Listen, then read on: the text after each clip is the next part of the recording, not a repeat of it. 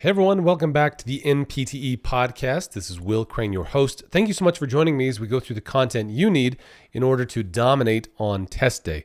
So today we'll be talking about some common mistakes that students make as they are preparing for and attacking the NPTE. But before we get to that, just a quick reminder, if you haven't already, be sure to leave us a review over on Google Play, iTunes, or Spotify. Wherever it is you are listening to this podcast, it really helps as we're trying to get the word out. Plus, be sure to check out ptfinalexam.com. We have ongoing classes right now. We're just in the midst of our VIP program. We do a VIP program every quarter. This is meant to help you go through each system on the exam, give you the tools you need in order to absolutely dominate. So if you have a cohort or a group of more than five or more, we can definitely hook you up with some sweet discounts. So be sure to reach out to us over at ptfinalexam.com/contact, where we can get you the best deal possible on your NPTE preparation. All right, so today I wanted to talk just a quick little episode here, talking about some of the most common mistakes that I see students make as they are preparing for the exam. And these are things that you'll want to avoid as you are going through your preparation status as well. A lot of you are listening to this podcast while you're on commute, while you're headed to clinical, while you're exercising on the treadmill, wherever it is you are. I appreciate what you do. I know you've got a lot on your plate, so I want to help make this process as painless as possible to help you just get the score you deserve on test day. So as far as common mistakes that people make, so those of you watching the video version of this on YouTube, I've got the forgetting curve. I've got a few things posted here for you. But as far as the things you need to know, the three most common mistakes I see are, number one, students are not reviewing what they have previously looked at, ideally the previous day. So this is an example of, well, it should be an example of distributed practice. So students tend to avoid distributed practice. Now, what does that mean? The technical definition, this is for motor control, the technical definition of distributed practice is you have rest time greater than practice time. The opposite of that would be massed practice, where you have practice time greater than rest time. Now, why is it that you would want more rest time? Well, really what it is that you are exposing yourself to more and more content, but with greater gaps between study sessions. Here's what I mean by that. So let's say on day one, you study content related to musculoskeletal special tests. On day two, let's say you study musculoskeletal interventions. What you need to do on day two is spend about 5 to 10 minutes looking over what you looked at on day one. So think of it as a brief review of what you've already looked at. Now, ostensibly, this should be something very brief. You should look at it and say, oh yeah, I just looked at this yesterday. No problem. What you're doing is you are solidifying in your long-term memory banks the things you learned that day. This is elucidated further by what's called the forgetting curve, meaning that when you see something for the first time or you see it only one time, it tends to disappear quite quickly. This is called attrition, where the content disappears out of your brain just because you haven't thought about it in a while. The things that tend to stick more long-term are the ones that are more frequently repeated or brought up to you. That's why, as a general rule, it takes somewhere between 8 and 30 repetitions for something to stick long-term. An example of this would be learning a friend's new name, or being introduced to a new building where you're trying to figure out where point A to point B is, the new classroom, whatever it is, or NPTE content.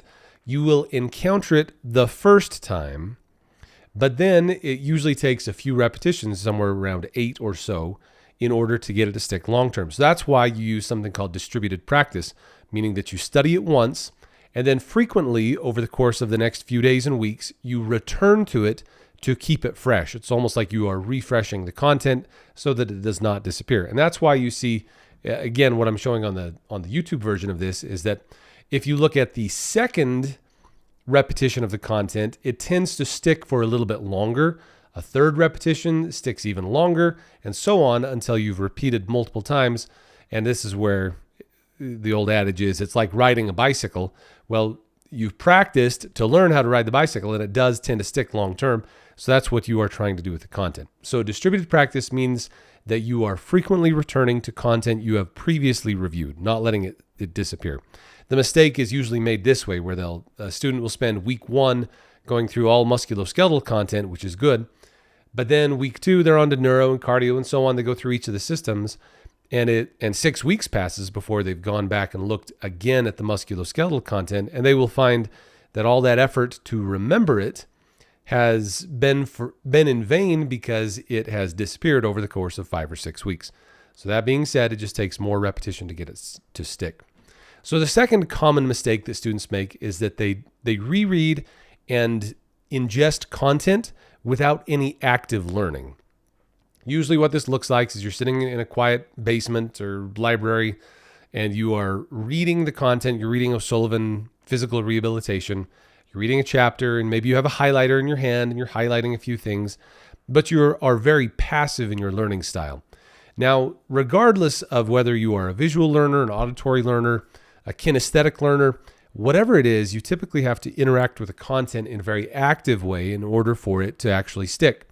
This is why, as much as we dislike them, the university classes very often will have us do active learning in order to get things to stick. So they will have you do like a presentation, or they'll have you do what is it? Someone had a specific term for this, but you pair up, you discuss, and then you share. What is it? Think, pair, share, I think is what they described it as. You ponder on it for a moment, you pair up, and you talk to someone else about it. You spit it out in your own words. And then the final one is to share or teach what it is you just learned. So think, pair, share would be an example of that. Another example would be a lot of people, in fact, I was just on an email with a student this morning about flashcards. Flashcards are an example of active learning where you take a complex topic and you summarize it into a few key points, put it on a flashcard, almost like a little quiz, and then you quiz yourself over and over again. So you're getting both the repetition and the active learning of the content in order to get it to stick. What doesn't work, it certainly does not work, and this is the mistake people make, is just to passively read the content and hope that it sticks. I think some of the statistics behind this are that we remember only about 30% of what we read. And so it's much better if you can see it, if you can teach it, especially in your own words. And again, if you can find a willing partner or victim who you can explain a PT principle to in your own words, that's remarkable. Because number one, it forces you to put it into your own words. And number two, it pushes you to the limits of what you actually know so that you then are curious and want to learn more rather than be stuck not knowing enough. And then finally, the last mistake of these three we're talking today, 3 common mistakes. The last mistake is that students fail to review their practice tests thoroughly. So what I see all too frequently is someone will take a practice test, they'll get the score on their practice test, and they'll say, oh, darn it, I got a 65%. And so then the next day or 2 days later, they will take another practice test, and you guessed it, they'll get another 65%, and so on. The act of taking a practice test is good. It teaches you endurance, teaches you what's on the test. However, the best way to do it is to take the test, but then review each concept contained therein, especially on the questions you got wrong. And so this is where, like when I was studying for OCS, I just did this a couple of years ago, I would go through practice questions, lots and lots of practice questions, and I found lots and lots I didn't know the answer to.